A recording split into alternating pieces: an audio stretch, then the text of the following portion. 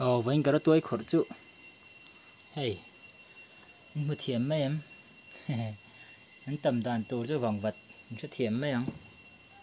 Ê, thì lại thế. Dục man lẩu hi. Min lẩu nghe dục man lẩu thì mấy em hi. Xồm về. Cái tẩy tổ bốc ạ. Hey, cái bạc nị, cái bạc khát.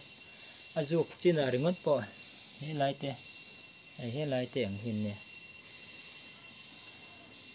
Hết tiếng hết. Tôi nhìn huồm về ngay á. Tôi nàng lai phủ lai rồi tôi gắn khổ chuồn. Bùi khóc mày. Át lê pin cả cái nè. Cái vòng vật cài cái thản á. Để tha mà. Chỉ tới cái phù là. Chích cái gió gió mày nè.